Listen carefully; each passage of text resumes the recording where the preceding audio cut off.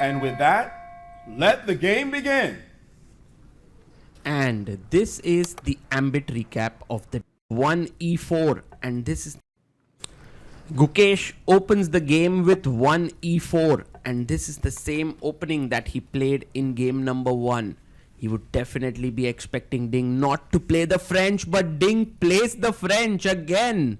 Wow, just like game number 1. d4 played on the board, and now d5. In the first game, Gukesh had gone knight to c3. This time, he goes for the French exchange. Wow. Earlier days, this used to be considered a very drawish and boring line, but nowadays, this has become very topical. And Gukesh seems to have come well prepared. He feels that this is the opening where he can put pressure on Ding. Now, knight to f3, you can follow the symmetry and play knight f6, and he plays it. And this can also come through the Petrov defense. Bishop d3 played. You can see that white pieces are nicely positioned. If you play bishop d6, white would be ahead of tempo, so a very small edge. But Ding goes for c5. He's ready to play with an isolated queen pawn here on d5. Let's see how Gukesh responds. Castling is a normal move. He goes c3, which is also quite popular. And now c4 is one that is played a lot, but the bishop can drop back to c2. Ding Liren, like is customary for him in every game, removes his jacket somewhere around move 3 to 10 in the opening. c4 played. He's attacking the bishop. Now the bishop can drop back. So in a way, this bishop and this bishop beautifully positioned for Gukesh, but black has more space. Bishop comes out to d6, and now you can castle, but black will also castle. So Gukesh takes a bit of time and plays queen e2 check. And the point here is that if you go bishop e6, I have knight g5, which is a very strong move. And you don't want to be putting your bishop back again because you've just developed it. So queen e7 is the most natural and normal move. This will result in a queen trade. And Gukesh does take the queen. And does this queen trade benefit white or black is the question. Now black has lost the right to castle. This could be Gukesh's deep prep here. The position does look around even, but there are small imbalances which you should notice. The d5 pawn is a bit weak. b3 is a way to gain some counterplay. Rook e8 played, bringing in the rook to the center of the board. Now I can give a check to the king and push it away. Or I can even consider playing b3. He goes rook e1 check. If you look at the times on the clock, Gukesh has 1 hour 41 minutes. Ding has 1 hour 53 minutes. He brings back the king. And now Gukesh takes the rook. Rook takes e8. And you take back with the king here. King takes e8. At this point, is b3 possible is another question. I mean, b5, a4 is a very interesting one, but generally take, and b4 is the way in which black can deal with this. So Gukesh goes for more active move, bishop g5. He wants to take the knight on f6 and double the pawns. So knight d7 played, defending the knight here. And Gukesh goes knight to d2. He's finished his development. In terms of that, his position looks more cohesive, more flowing. The rook is coming in here.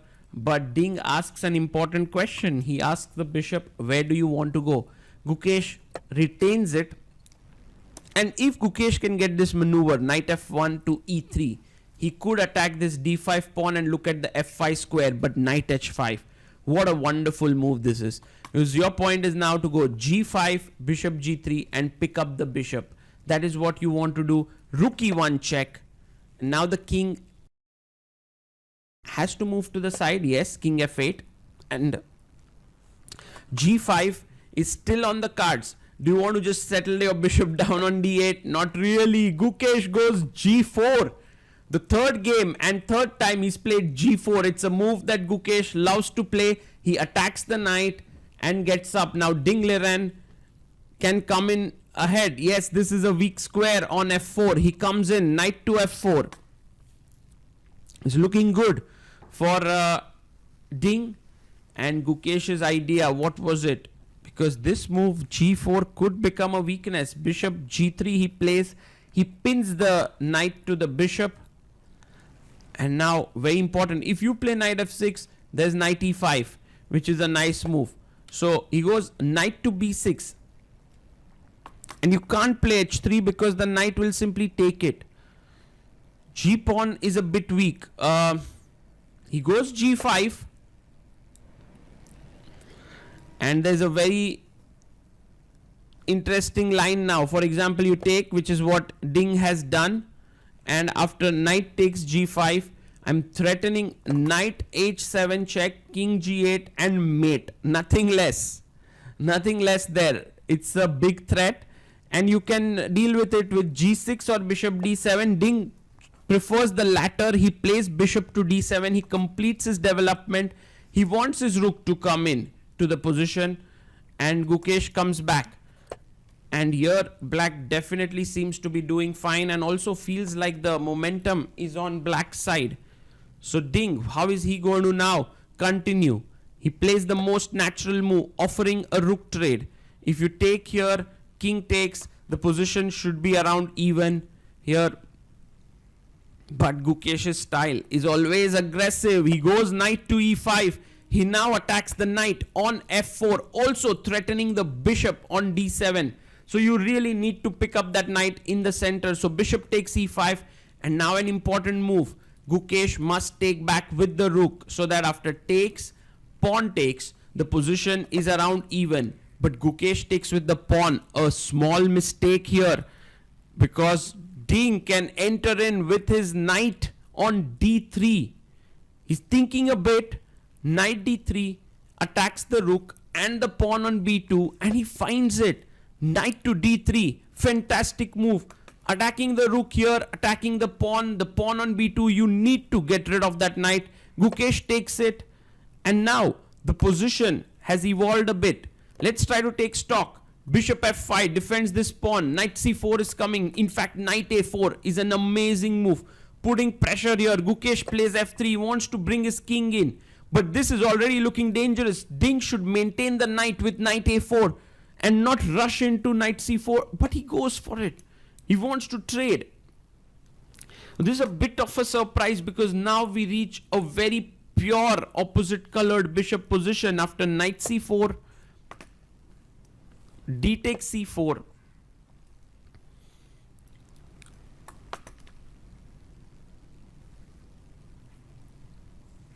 And rook to e4. Very nice move here by Gukesh. This was an important one. He's now attacking the pawn on c4. But bishop c6 played. In fact, Gukesh would have been under pressure after bishop e6. But bishop c6, he plays rook d4.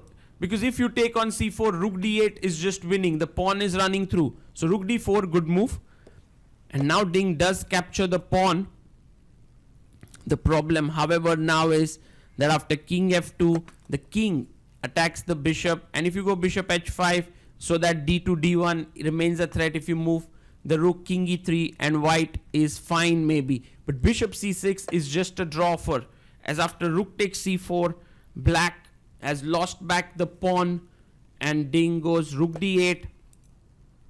But this now leads to the trade of rooks after rook d4. Plays it. And it is equal. Rook takes d4. We are on move number 31. Players can't offer a draw until move number 40. C takes d4. Bishop d5. And now pawn to b3 is played.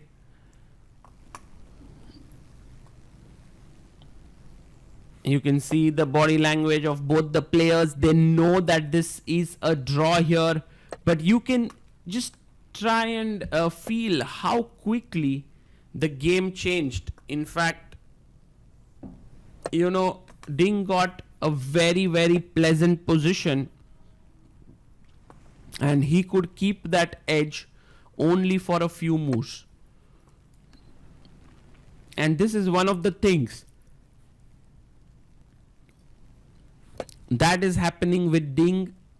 He gets an advantage, but he's unable to convert it, and he's unable to put pressure on his opponents. Over here you can see that even though Gukesh is a pawn up, it's very difficult or almost impossible to make any progress, because the pawns are all blocked on the dark squares, and black has complete light square control.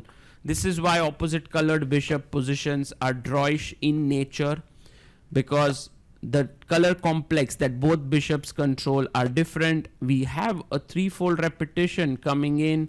Players shake hands, move 40 exactly. A draw has been agreed.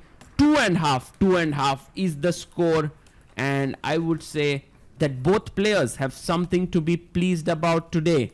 There's nothing to talk about in this game with each other.